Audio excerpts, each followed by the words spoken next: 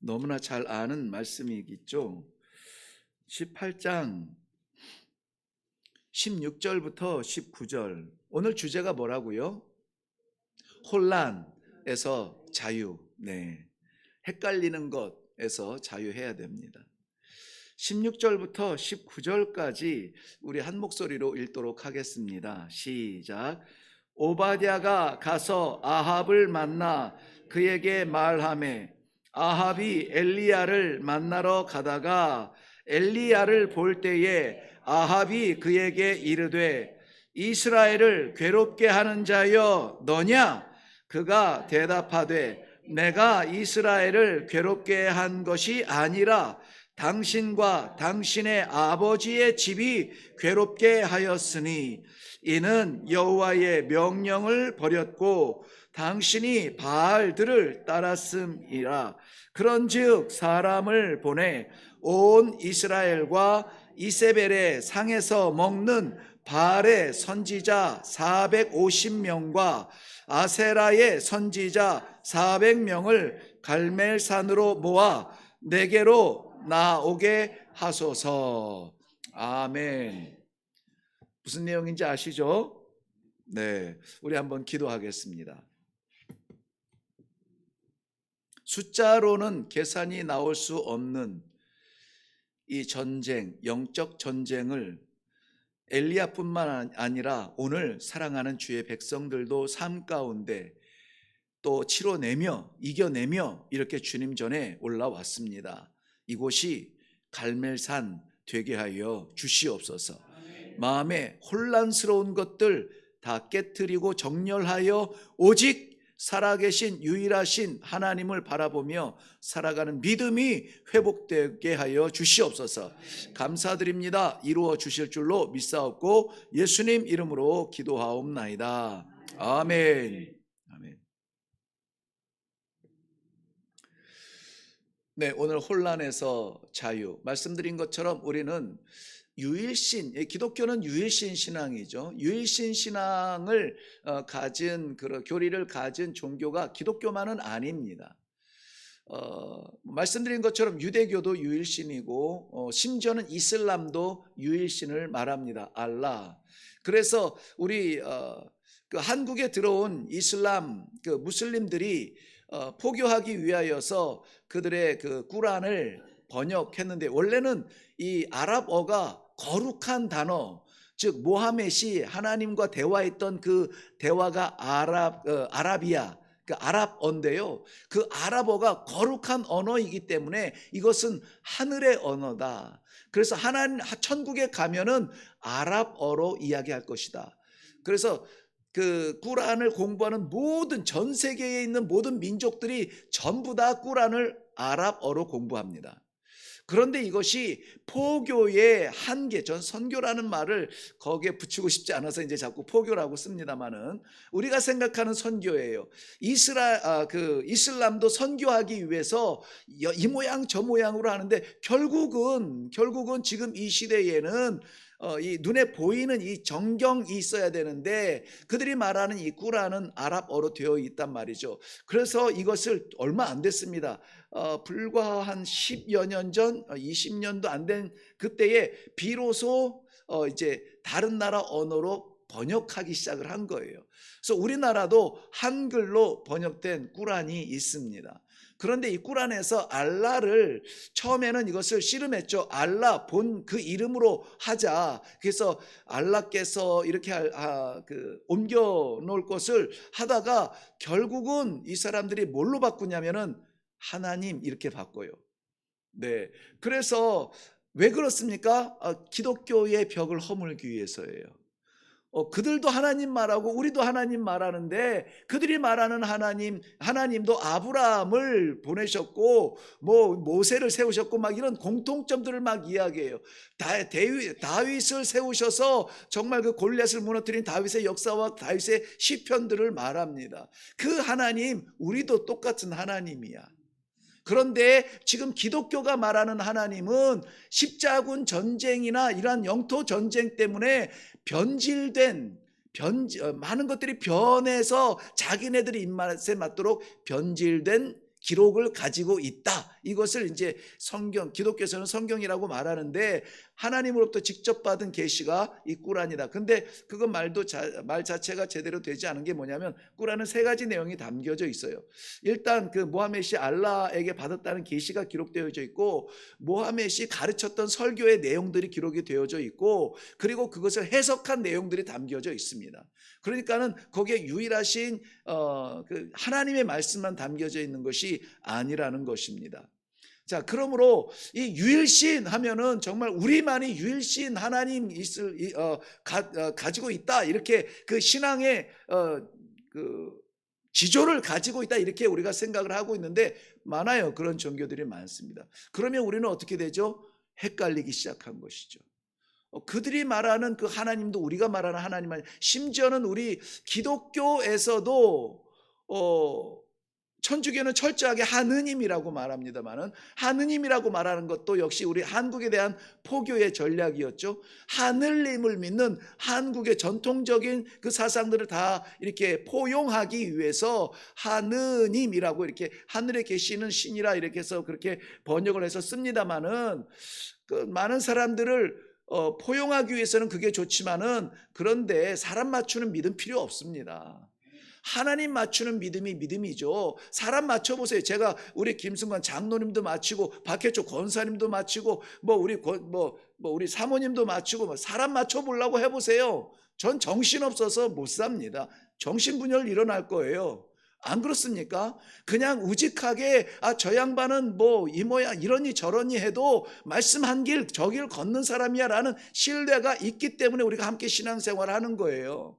그렇기 때문에 이 하나님에 대한 이것에 대해서 우리는 자부심을 가지고, 영적 자부심을 가지고 붙들고 살아야 됩니다. 애국가를 부를 때조차 우리는 많은 우리 대한민국의 다른 종파의 사람들, 신앙 없는 사람들도 함께 부르려면은 하느님이 낫죠. 그런데 그것을 저는 지금 분명히 제가 그 부분을 연구하지는 않았습니다만, 작사하신 분의 신앙의 고백으로 치면은 하나님이 보호하사예요. 하나님이 보호하사. 하늘에 있는 어떤 우상이, 그런 귀신들이 보호한다고 한들 우리나라의 이 성도들의 영혼을 붙잡을 수는 없습니다.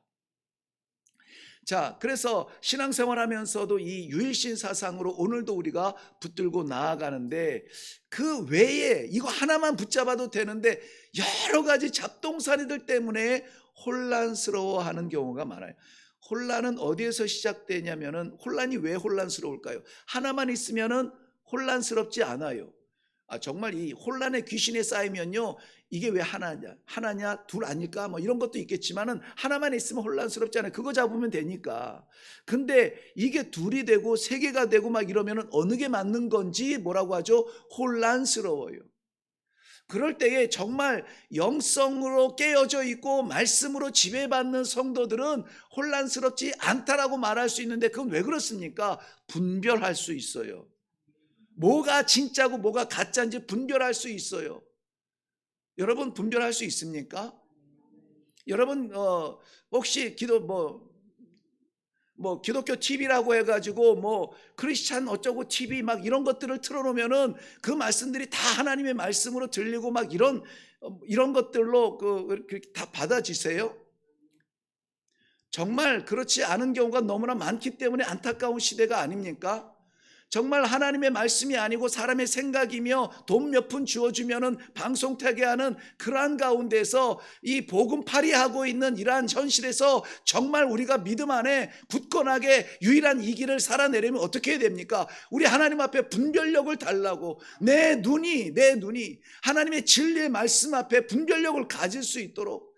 그래서 우리는 사람을 바라보지 아니하고 말씀을 바라보는데, 이 말씀의 샘을 바라봐야 되죠. 어디에서 오는 것이며 하나님의 마음에 맞는 것인지 아니면 우리의 지식을 채우고 내 마음에 맞는 것인지에 대한 분별력이 있어야죠. 분별력. 그러므로 신앙생활을 어렵게 하는 것은 나라가 전쟁이 나서 어려운 게 아니에요. 일제 36년 동안에도 그 모진 그 마룻바닥에 박힌 그 대못을 걸어내면서도 믿음을 지킨 사람들이 우리 대한민국의 신앙의 선조들이에요. 그게 우리의 믿음을 꺾지는 못해요. 그런데 뭐가 꺾느냐면은 분별력이 사라지면은 어떻게 됩니까? 지금 이 어려운 시기에 우리 성도들을 지켜내는 것도 복이라고, 타협하게 되죠. 아마 우리 가운데 오늘 하루를 망치자고 계획하고 시작한 사람은 없을 거예요. 다 잘하고 싶죠. 성도로 오늘 하루도 하나님께서 보여주신 그 길, 그 동행하기를 원하는 마음으로 기도하며 다 시작하고 싶죠. 그런데 우리는 때로는 타협하면서 아차, 내가 이것 때문에, 몇 푼 때문에, 내가 이것 때문에, 그 몇 마디 때문에 또 타협을 했구나. 아쉬운 우리의 실수와 실패를 늘 경험하게 됩니다. 그래서 이 분별력이 내 안에 여전히 하나님께서 역사해 주셔서 밝은 분별력으로 타협 없는 이 길을 걸어내기 위해서는 어떻게 해야 되냐면은 내가 왜 살아야 되는지를 알아야 돼요. 내가 왜 건강해야 되는지를 물어봐야 돼요. 아주 간단하잖아요. 건강을 위해서 우리는 약 먹고 운동하고 뭐 조절하고 뭐 식단 조절하고 칼로리를 맞추고 막 온갖 잡다한 것들을 다 하잖아요. 건강에 대한 책임의식을 가지고 다 하죠. 근데 왜 건강해야 되냐고요. 건강이 목적은 아니잖아요. 건강이 목적은 아니잖아요. 건강해서 어쩔 건데 라고 하는 왜라는 질문을 우리가 스스로 할 수 있어야 된다는 것입니다. 건강해야 라운딩이라도 한 번 더 할 수 있으니까, 건강해야 해외여행이라도 한 나라 더 가볼 수 있으니까 그게 무슨 의미가 있냐고요. 그런 것 때문에 우리가 건강을 챙긴다면 분별력을 잃어버린 겁니다. 분별력을 잃어버린 거예요. 그러나 우리가 마음속에 우리 하나님께서 허락하여 주셔서 기도가 되어지는 제목들이 있어요. 제목들. 건강, 하나님 기왕이면 건강해 주세요. 무릎 쑤셔 죽겠어요. 이거 통증 좀 사라지게 해주세요. 답답하여서 이 길을 찾지 못합니다. 좀 훤히 갈 수 있도록 방법을 좀 알려주세요. 왜 그래야 되는데, 왜 내가 너에게 이 무릎에 힘을 주고 왜 너의 이 시각을 시원하게 열어줘야 되는데, 왜 그래야 되는데, 대답할 수가 있어야죠. 그 길을 걸어가기 위해서, 그 일을 감당하기 위해서, 하나님께서 맡기신 그 사명을 이루기 위하여서. 고지가 저긴데 안 보이면 못 가지 않습니까? 하나님 열어주시옵소서. 우리 곁에 좋은 사람들이 많이 있는 것은 좋은 일입니다. 왜 좋은 사람들이 내 곁에 있어야 됩니까? 혜택 받으려고요? 내게는 부자도 내 친구가 있고, 내게는 목사도 내 친구가 있고, 내게는 뭐 무슨 누구도 내 친구가 있고, 국회의원도 있고, 이게 무슨 의미가 있냐고요. 오늘 새벽에 우리 사모님께서 이번에 라오스 다녀온 것에 대한 간증을 나누시면서 본문을 잡은 게 그거에 합력하여, 모든 것이 합력하여 선을 이루느니라. 다양한 이러한 관계 속에서 내게 붙여주시는 자석처럼 원하지 않은 사람도 와서 철썩 붙고 이렇게 철썩 붙는 사람들을 통하여서 나 채우자고.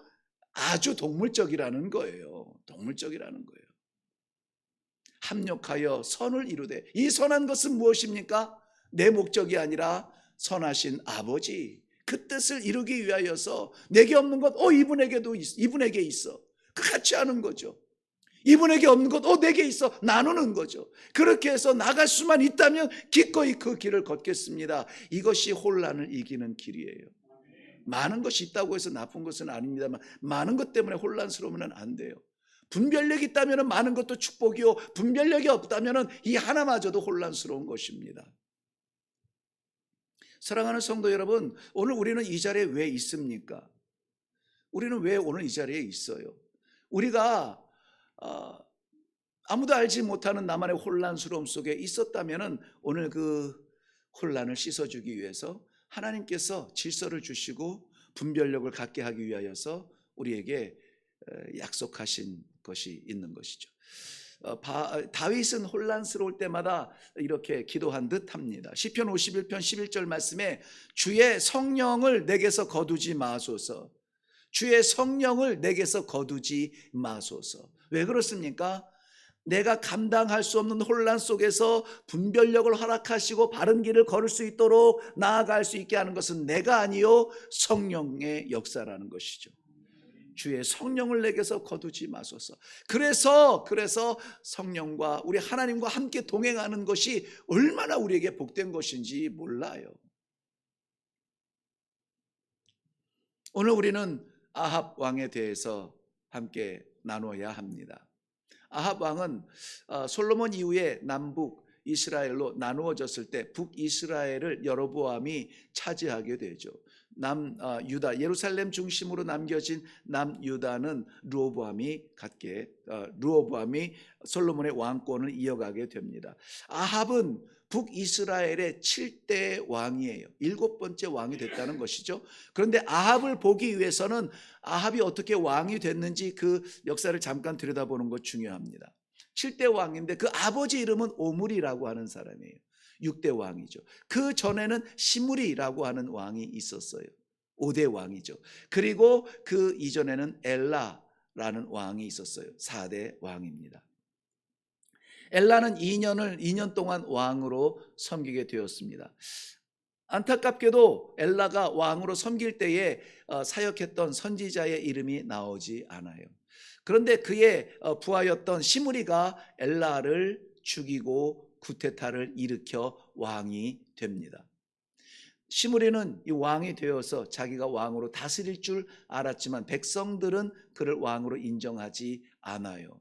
백성들은 오히려 오므리를 왕으로 세우기를 원하는 것을 깨닫고 나서 이 시므리는 왕궁에서 불을 지르고 스스로 자결을 하는데요. 불과 7일 만의 일입니다. 7일. 이 당시에 사역했던 선지자의 이름이 나오지 않아요.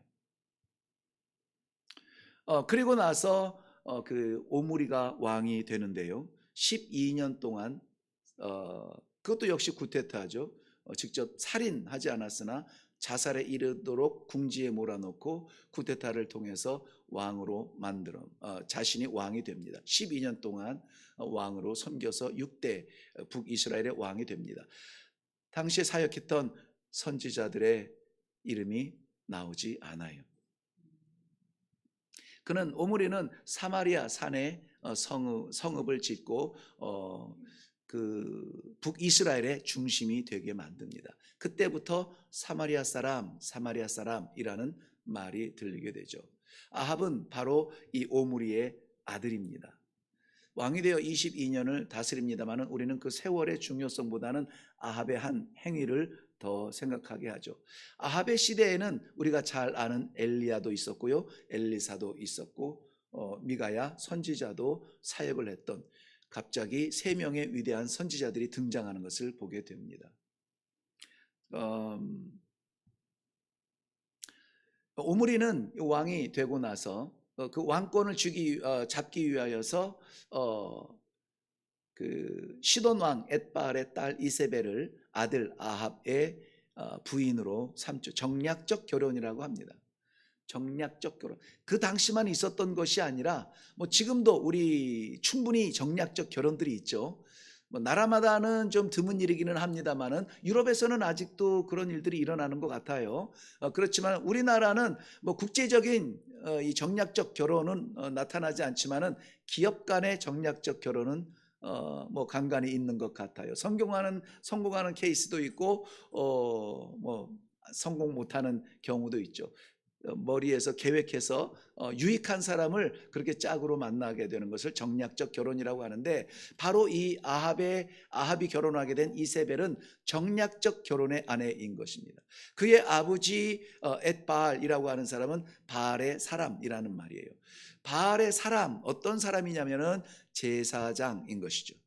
바알은 시돈 땅에서 두로와 시돈이죠. 두로와 시돈 땅에서 우상을 섬기던 가운데 가장 탑 클래스에 있는 주된 신이 바알과 아세라인 것이죠.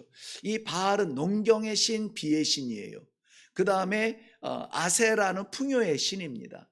그래서 이 바알과 아세라가 마치 부부처럼 이들을 섬기면서 받는 혜택을 기대하며 섬기는 것이 바알과 아세라인데요.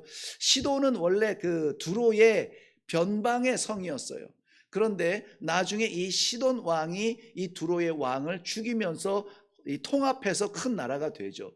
자, 큰 나라가 되면서 자신도 이익을 인정을 받아야 되겠고 이 세를 규합해야 되기 때문에 주변에 있는 나라들과 정략적 결혼을 하는데 당시 마침 그 시므리와 오므리와 이러한 아합과 이어지는 이러한 광경을 보면서 이 북이스라엘의 손을 내밀게 되죠. 너희도 헷갈리지, 어렵지, 힘들지, 우리 함께 만들어 나갑시다. 북이스라엘에도 나쁘지 않은 조건이에요. 오므리 같은 경우에는 왕이 되고 나서 좀 더 의지할 수 있는 우리의 우방들이 있으면은 더욱더 힘이 되겠죠. 그런 이유에서 이세벨을 며느리로 맞아들이게 됩니다. 그런데 이세벨의 별명이 있는데요. 이세벨은 이렇게 불리기도 합니다. 자칭 선지자라, 이렇게 말해요. 자칭 선지자. 어떤 선지자냐면은 바울과 아세라 우상의 선지자라, 이렇게 여기면서 그 일을 하고 있습니다. 자, 이제 그 이세벨에 대해서 조금 더 살펴보려고 합니다. 엣바알의 딸이라고 했습니다. 엣바알에 대해서는 설명을 드렸습니다. 바알과 그 아스타롯에 대한 그 설명, 이세벨이 아니에요. 제가 아까 이세벨이라고 했던 것 같은데요. 네네. 바알과 아스타롯에 대한 그 우상을 섬기는 일에 앞장을 섰고요. 왕궁의 이스라엘 땅에 그 우상을 가지고 왔죠. 그리고 여호와를 섬기는 선지자들을 핍박하고 죽이고 아무도 남지 않았다는 소문이 날 만큼 선지자들을 죽입니다. 왜 여호와의 선지자들을 그렇게 죽일 수밖에 없었는가? 왜 이 전쟁을, 영적 전쟁을 스스로 일으켰는가? 이것은 나중에 좀 살펴보도록 합니다. 이 이세벨은 이스라엘에 시집 와서 그저 이 왕궁에 갇혀 있는 정도가 아니라 아합에게 영향력을 끼치고, 그리고 아합에게 부인으로서 왕궁 안의 영향력이 아니라 사회적 영향력도 끼치게 되죠. 거의 이 아합과 이세벨의 관계를 보면은 아합의 주도권이 보이지 않아요. 예를 들면 아합이 나봇의 포도원을 보았을 때 아합은 너무나 마음에 들었던 거예요. 너무나 마음에 들었고 그 광야, 그 이스라엘 평지 속에서 그 아름다운 그 향기 나는 포도밭을 보면은 정말 너무나 아름다운 땅인데 왕임에도 불구하고 그것을 내놔라 할 수 없었던 것이죠. 왜? 마지막 일말에 남아 있는 전통적 그 히브리인이 가지고 있었던 전통적 믿음 안에서 하나님께서 주신 것, 조상에게 물려받은 것을 값으로 팔 수 없음이라는 것에 대한 것을 알기 때문에 강요하지 못하고 하면서 아쉬움의 밤을 보냅니다. 그것을 곁에서 본 이세벨은 뭐라고 말합니까? 저 포도원을 왕의 손에 쥐게 될 것입니다. 그리고는 거짓 증인들을 내세워서 이 나봇이 왕과 하나님을 모면했다, 거짓 증거를 내세워서 나봇을 죽이게 됩니다. 그러니까는 이 사실은 아합이 나봇의 포도원을 빼앗았다, 아합이 아니고요, 이세벨이 앞장서서 여기 찌르고 저기 찌르고 해서 거짓 증인 내세우고 머리 쓰고 해가지고 나봇을 죽이고 그 포도원을 빼앗아 여기 있나이다 하고 바치는 거예요. 그것이 열왕기상 21장 7절에 나오는 이야기입니다. 그러니 사회적으로도 이제 영향력을 끼치는 거예요. 우리 왕뿐만이 아니라 여왕이 움직이면 일이 되는구나 라고 하는 인식 속에서 사회적 그러한 영향력이 점점점 커지게 되죠. 그리고 나서 오늘 드디어 갈멜산의 대결이 벌어지게 되는 것입니다. 갈멜산의 대결 앞에 등장해야 되는 이 바알과 아스타롯, 아세라, 이 선지자들의 이름이 명단이 나오죠. 450명 그리고 400명. 850명의 선지자를 다스릴 정도의 권력을 가진 여인이 바로 오늘 이세벨이라고 하는 것입니다.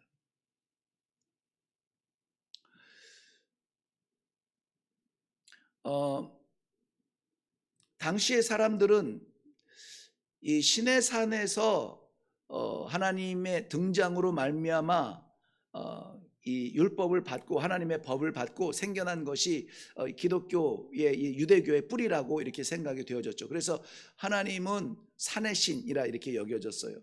그런데 이 바알은 하늘의 신, 비를 내리고 막 이러는 거죠. 비를 내리고 풍요롭게 하죠. 그런데 이 산에서 이 비를 받아서 흘려보내지 않냐고 자기네들이 주장을 한다면 이건 큰일인 거예요.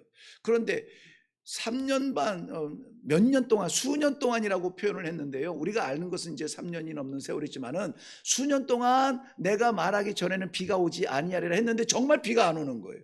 정말 비가 안 오니까는 이것은 어떤 하나님의 어떤 메시지를 증거하는 것이 아니라 하늘에서 비를 내려주고 풍요하게 하고 곡식을 자라게 하는 이 바알 신에 대한 정면 대립이고, 만약에 이것이 계속될 경우에는 바알 신이 비의 신인데 이거 왜 이거 비가 안 오냐, 바알 신, 이거 바알 신이 힘이 있는 거냐 없는 거냐, 백성들의 동요가 일어나니까는 이것을 잠재우기 위해서는 어떻게 해야 됩니까? 선지자들 입을 막아야 돼요. 미국의 애리조나에 보면은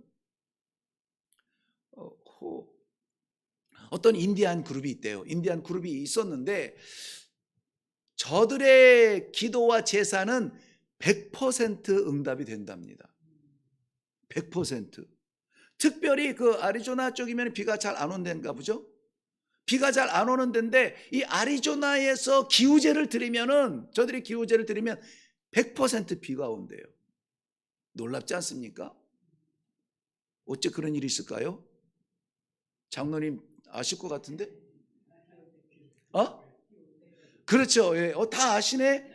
나만 몰랐나? 네. 비가 올 때까지 기우제를 한대요. 비가 올 때까지. 네. 그런데 이 걸림돌이 지금 누구냐면은 여호와 하나님께 회개하라 외치는 이 선지자들이 걸림돌인 거예요. 그래서 이들을 죽이는데 마지막 남은 이 엘리야를 찾아 헤매다가 마지막 이 왕궁에 있는 노새들도 죽게 되자 이제 이 엘리야를 만나게 되는 것이죠. 핑계거리를 찾아야 돼요. AD 64년에 로마의 대화재가 일어났습니다. 로마의 대화재로 말미암아 엄청난 피해를 보게 되는데요. 백성들이 그 원인을 찾아내라고 왕을 다그치자 바로 왕은 이 로마의 대화재의 원인을 누구에게 두냐면은 기독교인에게 두어요. 왜 로마의 대화재를 기독교인들에게 두냐면은 저들이 지금 가지고 있는 이 반항 심리로서는 충분히 그럴 수 있다는 것이죠. 왜냐하면 기독교인들은 말도 안 되는 억울한 이 지금 이미지를 가지고 있어요. 아니라고 해도 믿어주지를 않아요.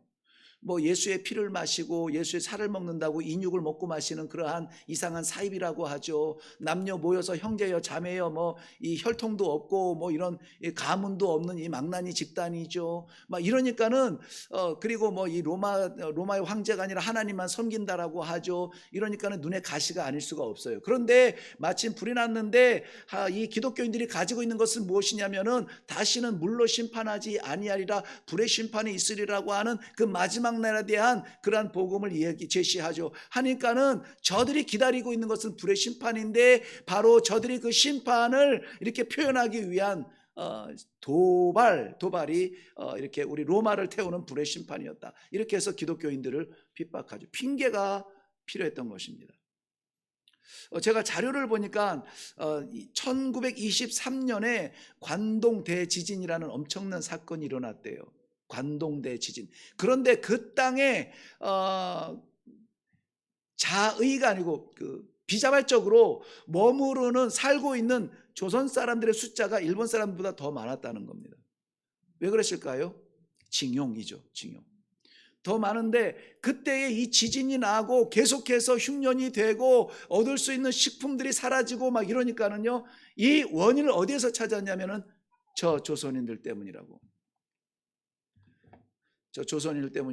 그때의 6천 명? 네, 6천 명 정도가 희생이 되었다고 합니다. 아합 왕 때에 나타난 이 기근, 이 3년 반의 기근, 열왕기상 17장에서 시작되는 이 기근은 여호와의 선지자들로 인한 이 바알 선지자의 분노. 그래서 이를 잠재우려면은 저 가짜 선지자들을 죽여야 된다, 이렇게 말하죠. 그러니까 아합이 엘리야 선지자를 만나러 가면서 딱 만나는 장면이 있어요. 마치 서부극에서 마주치는 그 장면처럼 만나는 장면이 있습니다. 아합이 먼저 말을 합니다. 이스라엘을 괴롭게 하는 자가 너냐, 이렇게 말을 해요.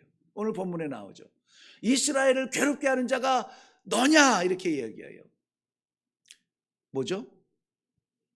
분별력을 상실한 거예요. 누가 지금 이스라엘을 망하게 하는지 모르는 거예요.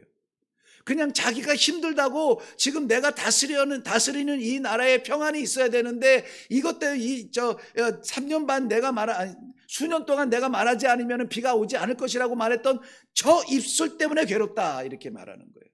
여러분 죄를 회개해야 삽니다라고 말하는 저 목사님 너무 직설적이야 라고 말하는 것이죠.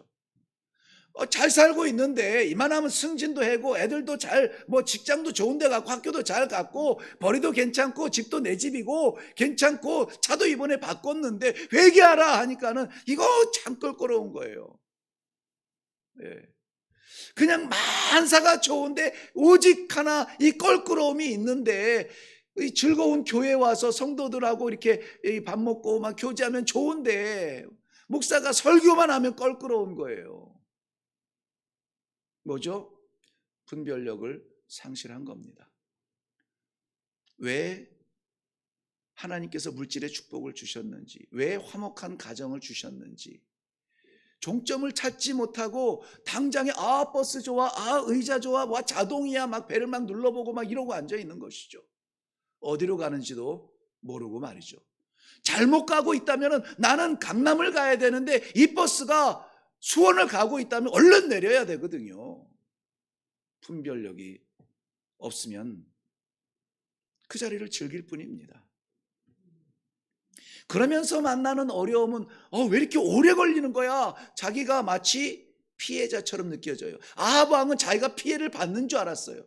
요즘 젊은이들 말대로 피해 코스프레 문화에 빠져버리는 것이죠. 당신 때문에 지금 이스라엘이 말이 아니야. 당신이 그 저주해가지고 비가 오지 않냐고. 당신 때문에 이 고생을 하고 있고 막 퍼붓는 것이죠. 누가 가해자인지 누가 피해자인지 몰라요. 이걸 긍정적으로 보면은 누가 복음을 주는 사람이고 누가 복음을 받는 사람인지조차도 몰라요.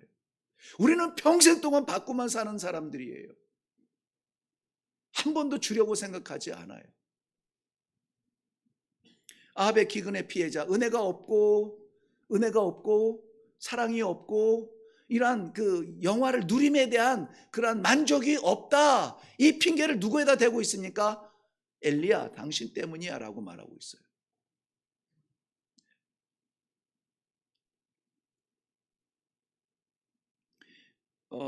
분별력을 상실하게 되면요, 자신이 피해를 입고 있다고 이렇게 상처를 받고 있다고 이렇게 생각을 하고 있죠. 그러게 되면은 이것이 완전히 뒤집어 엎어지죠. 뒤집어 엎어져요. 내가 까탈스러운 사람이 아니라 저 사람이 적반하장이 돼요.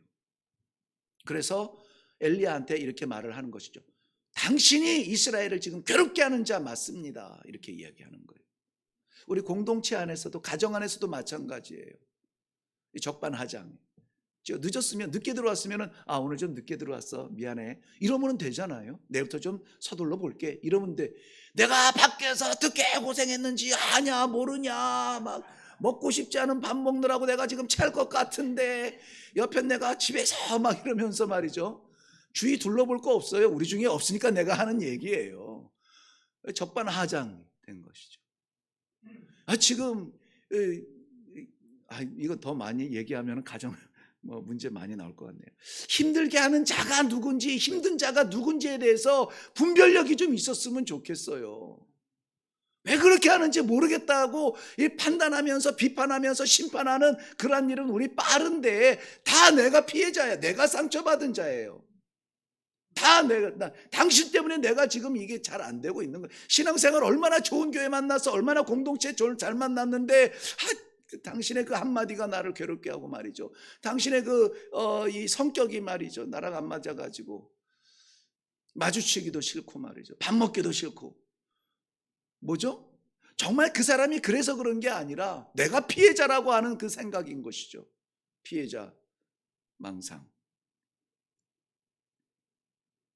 하나님께서는 모든 것, 우리 오늘 사모님이 내 가이드가 되셨네. 모든 것을 합력하여 선을 이룰 수 있도록 우리들에게 선물로 주시는 것들이에요. 기회로 주시는 것들이에요. 이거 내 것이라고 주장하면 우리 배 터져 죽습니다. 왜 우리 신앙생활에 부대껴요? 왜 헷갈립니까? 무엇이 진리인지 왜 모르겠어요? 모르고 싶은 거죠. 그래야 내 것으로 꾸겨꾸고 넣어놓고 집어넣을 수가 있으니까 말이죠. 편합니까? 안 편하거든요. 말씀드렸죠? 왜 우리 공동체 안에서 불쾌한 마음이 있습니까? 먹는 것도 맛있는 것도요. 우리 제가 근래 들어서 먹어본 고기 중에 최고의 고기를 제공하는 우리 장로님의 고기도요. 과하게 먹으면은요 더 괴롭습니다.